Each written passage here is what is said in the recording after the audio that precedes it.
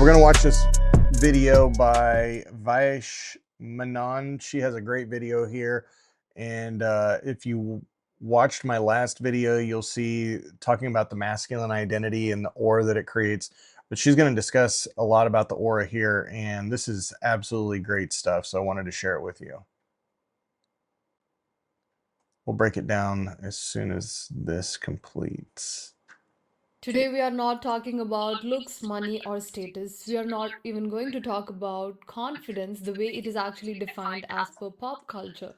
But today, we are going to explore a deeper concept, a deeper energetic concept, which is actually taught even in the Vedic teaching as well.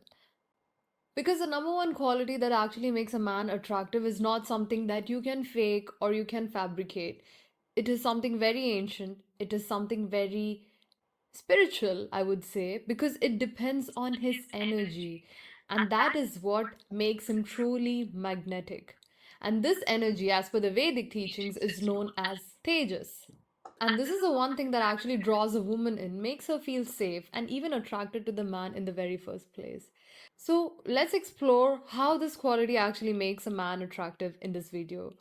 If you're new here, I'm Vesh and I'm a men's relationship coach and I help men heal with their traumas, attachment issues, and wounded masculinity in order for them to pursue meaningful connection with women. Now, if you want to work on yourself, your attachment style, your abandonment traumas, even your self worth and confidence, you can reach out to me through Instagram to book a one on one consultation with me.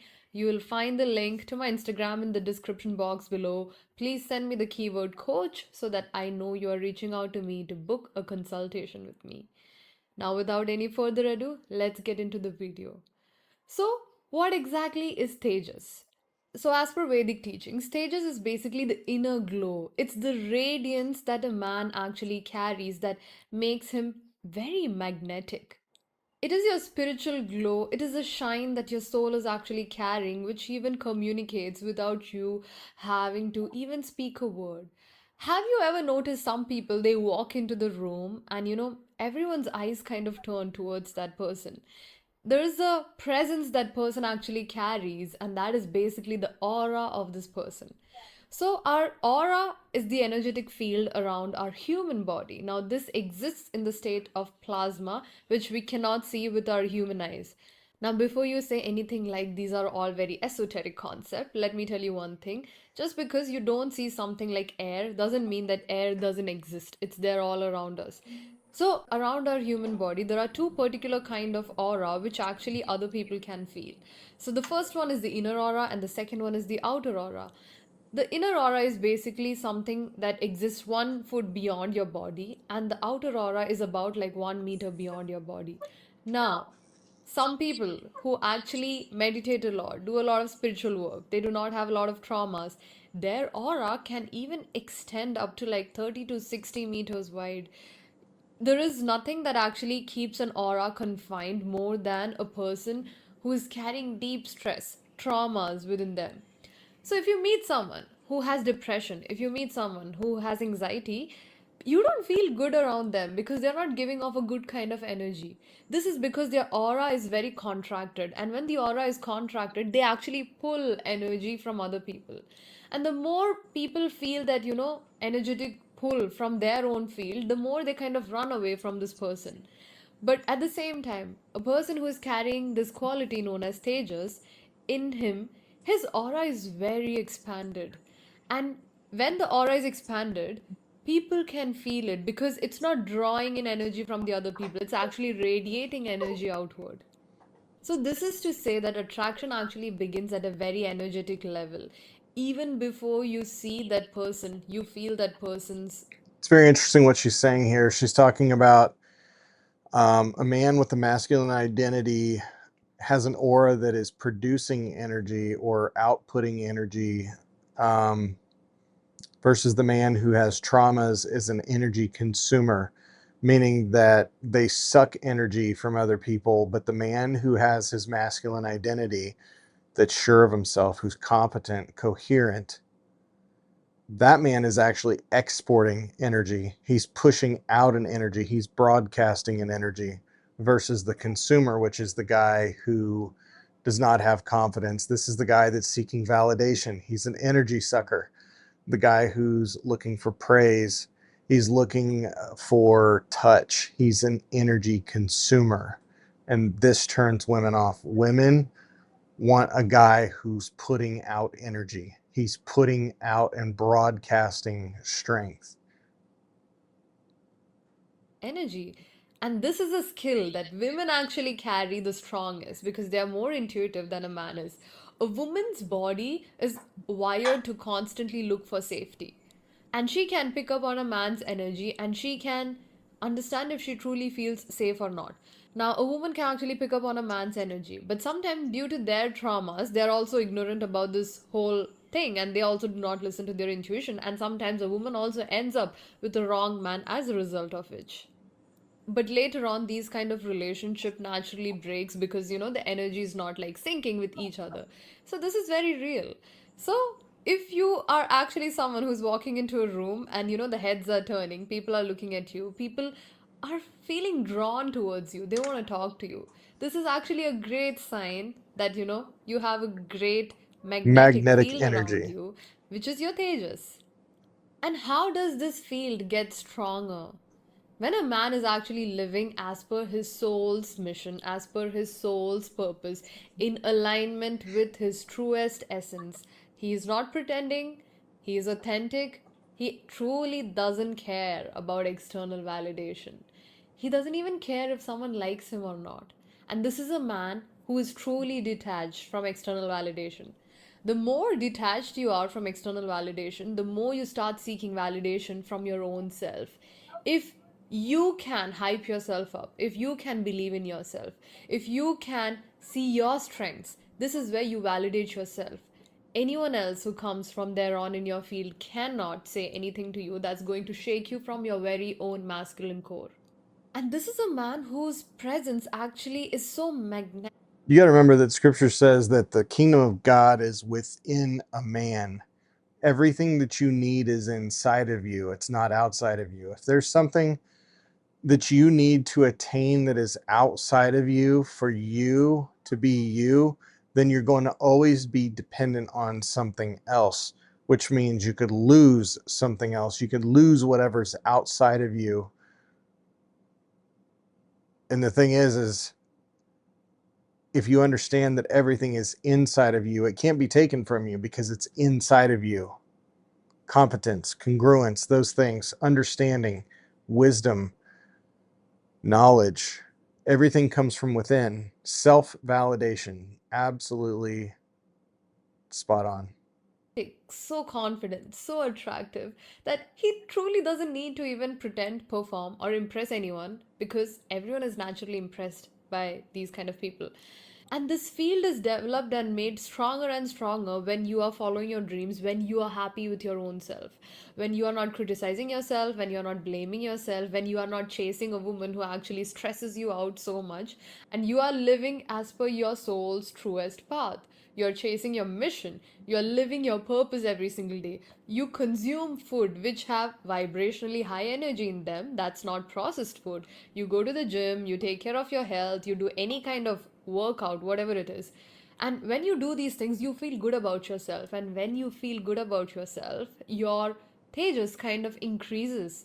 And to top this off, if you have spiritual practices like meditation, if you actually cut out all the negative distractions in your life, you make this field even stronger and stronger. The more you evolve spiritually, the stronger your field even gets. So, this is to say that you don't have to try. This doesn't mean that the guy who goes to church and is a beta male and wears Mr. Rogers sweaters and he's very spiritually inclined that he has more tejas. That's not what she's saying here. Is the man who has purpose internally, who knows right from wrong, knows what he's supposed to be doing, is a man of God, and nothing gets in the way. Again, if you've watched my video about fear, the man who fears God fears nothing other than God.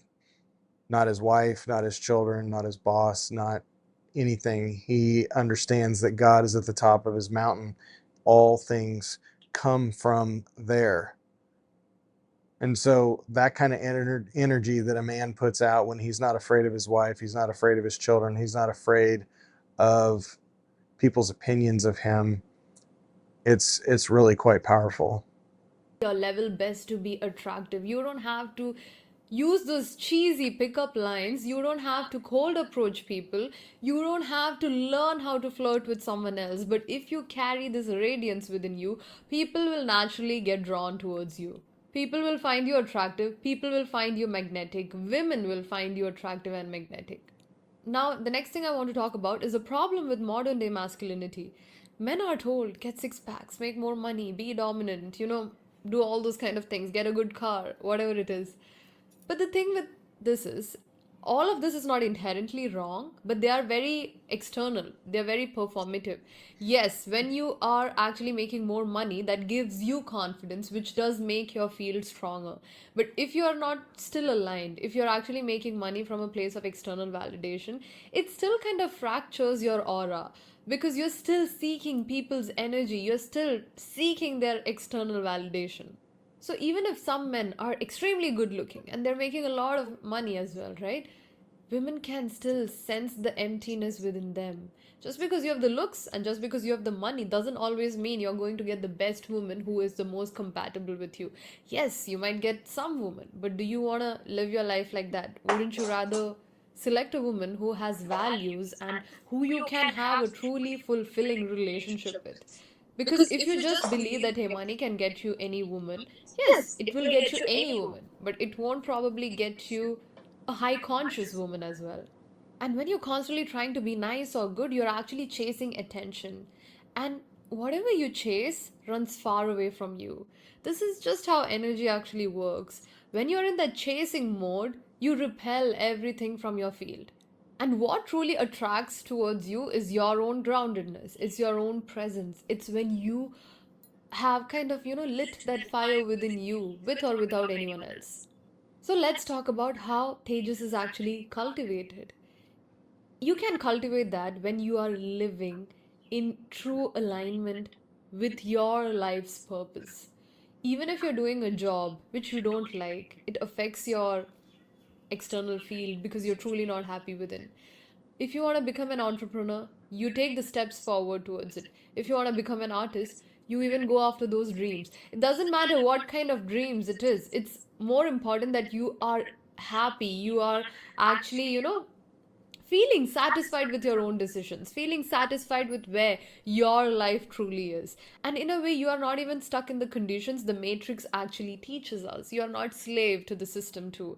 And when you're slave to the system, you get more and more unhappy with it.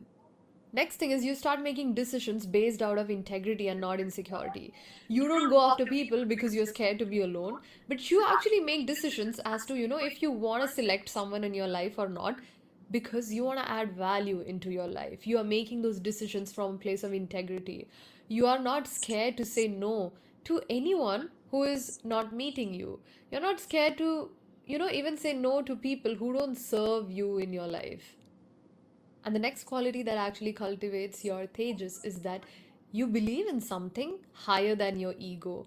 And I have seen this a lot of times. This is only something that men who have that kind of spiritual connection can develop strongly. I'm sorry to say, but if you are an atheist, you're kind of living a very hopeless life. You need to have something that you believe in, which is bigger than yourself, which is bigger than your ego. And it's when you have this faith, when you have this belief system, you kind of become very fearless. You truly believe nothing in the world can stop you because you have someone watching over you. You can call this universe, you can call this God, you can call this divine intelligence, call it whatever that you want. But it is something that is higher than your ego and something you believe in, which actually pushes you forward in your life. The next thing that you do is you practice stillness. You disconnect from the entire world, even if it's, let's say, for 30 minutes or 1 hour in a day, where nobody's noise and nobody's life can actually affect you because you are keeping your mind free of clutter and toxicity. Your mind has to be your temple. Your body is your temple. Your soul is your temple. You cannot be consuming junk all day long by just scrolling on Instagram. Even if you want to use social media, Use it to actually gain knowledge. Use it for a good purpose where you are consuming things that actually makes you a better. Okay, this is just simply discipline. This is a man who's disciplined. By disciplined, he is not consuming things that are, at least he's consuming things in appropriation to their benefit to his life. Meaning, is it wrong to eat some ice cream? No, done in moderation. Is it wrong to watch YouTube? Absolutely not. As long as it's contributing to the benefit of the man and something to grow him in his life. Is it also wrong to watch a TV show or a movie? No. Um, for an entertainment purpose for a limited period of time. But men who are pleasure seekers, who watch porn, who are obsessed with things like, I'm just trying to think off the top of my head, men who have obsessions, whether that's gambling, smoking, drinking, partying, sleeping with girls, lots of different girls, the guy who's obsessed with comic books, or the guy who's obsessed with Pokemon cards, whatever it is, those things are not conducive to him being the masculine man that he needs to be. Are they inherently wrong? No, but they're done in moderation. And I'm not talking about porn, drinking, or anything like that. Things should not be done. Drinking, a beer here or whatever. I don't personally drink, but what I'm trying to say is that discipline is the root word of disciple, and to be a disciple of Christ, one must be disciplined, and that this is absolutely spot on as well. Person, not some random memes or jokes or even like dark humor things, because all these things actually have an effect on your subconscious mind. The last thing you should be doing is you have to clear your inner wounds, your traumas. Trauma is one thing that actually shrinks your field. And even if you pretend that you don't have traumas, even if you're distracted all day long, you're not thinking about your childhood traumas or any adult traumas as well, it still stays in your subconscious. It can manifest as anxiety, it can manifest as constant stress in daily life. I have experienced this personally in my life. I have had a lot of childhood traumas, and when I had those traumas, I could see how people are reacting to me. People are actually treating me. But the more and more I healed myself, I literally saw how people around me actually changed. Like right now, the way they look at me, it's very much different from the way that, someone looked at me probably 10 years ago. And this is not something you should be looking for. This is something that automatically happens when you cultivate that strong field around you. When you clear your subconscious clutter, junk, dirt, which are basically your traumas, you actually bring out the most aligned, authentic version of you. Now, let's talk about why women are actually drawn to men with Tejas. A woman actually feels a man's energy much stronger than a man can actually feel a woman's energy. This is very, very real. So the thing is, she will get a feeling. It's either a feeling of safety, or it's either a feeling of getting repelled from you, or it's either a neutral feeling. It's either three of these feeling where she feels something towards you, or she gets repelled from you, or she's like, okay, I don't know, maybe. And I would also explain one experience that I had where I met a man like about a year ago.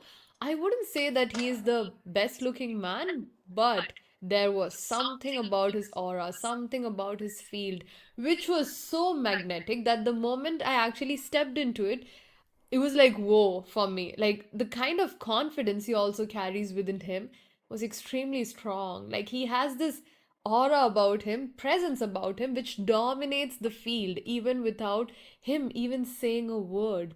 And in fact, I actually asked him about this very thing, and asked him like, what exactly do you do? And he was like, he meditates a lot. He has spiritual practices that he follows every day. He actually does not care about other people's attention. Basically, everything that I mentioned in this video early on. That is when I truly understood, okay, it's not about the looks, it's not about the money, it's about the field that man carries around him, which actually draws in attention from other people. And if you have good Tejas, when a woman comes into your field, she feels inspired by you, not because of the things that you say, but because of your presence, because of the clarity that you bring to the table, because of your authenticity, because of your attitude of you truly don't care. You don't need anyone to complete you. You don't want anyone to even fill a void within you because you are truly whole by yourself with or without the presence of someone else. So, if you've ever seen a man who's probably not conventionally good looking or rich but still has the magnetism, now you know why that is. It is because of his stages, it's because of his field, it's because of his inner alignment, his soul's alignment, that he's radiating such a magnetic radiance and aura around him, which actually, draws people in. And these are the people who have stopped chasing the world and they're chasing their purpose. And the purpose that they're chasing that shines from within them and gives them that energy. So I hope that you guys had a lot of insightful. Absolutely great video. This lady talks really at the heart of the matter. Once a man begins to realize his power and his authority that God has given him, and he begins to operate within this power and authority, the world takes notice, especially women. Women really pick up on this. They're very sensitive to a man's energy, and understanding your authority, understanding the power that God has given you as a man, as a king, as a small g God, is absolutely essential to you operating in that manner. You have to know your identity. That masculine identity comes from God. Doesn't come from a woman, doesn't come from anybody else. It comes from God. You are a little g God. You are a king on this earth. You were put here for a purpose to lead, guide, instruct a woman and your children and the kingdom that you were given, however big or however small that is. That is your job. You got to remember that the meek shall inherit the earth. The word meek means power under restraint. And I hound over this all the time, is that if you have no power, then you're just weak. A man has to be powerful. He has to be dangerous. He has to have the potential for danger. He has to have the potential to do great harm, because without that, what is there to be afraid of? This is a lot of times the analogy used in the military is that you have to, what is it, prepare for war so that you don't have to go to war. You have to be prepared for it. Strength is what prevents strength is what prevents wars. It's a deterrent. So if you have no strength, then people will walk on you. But you have to be a force to be reckoned with. And I'm not necessarily talking about physically, although that's a good thing for a man to cultivate. But I'm talking about the man who is put together up here and in here in his heart. That man that knows who he is, knows his purpose, knows what he's about. That man is dangerous. And to be able to have that kind of power in your life, women will flock to it. Women will want to be around you. They'll want to feel that strength that you bring because you're meek. It's your ability to be an asshole when you need to. It's the ability to be strong, to be dominant when you need to, but also be kind. And kindness from somebody who is powerful, it means more than some kindness that comes from somebody who has no power, because it's just seen as weakness and placating. It's seen as ingenuine and also just trying to get validation and seeking validation and attention. So the man who is powerful doesn't need those things. He doesn't need to be validated. He doesn't need people's validation. He doesn't need people to praise him. But that kind of man there, when he gives his attention to somebody, people notice it. And people want that kind of attention. Girls want that kind of attention. So you need to be the kind of man, you understand that you are a small g God. You understand that you were born a king of the world that you were in. You are God's representative. You are an ambassador in the world that you were in. Whether you have an acre of land, a business, a wife, and 8 kids, whatever it may be, you were made to be a king of that world. And you need to understand that, so that that is part of your identity. what she's talking about, all those things here.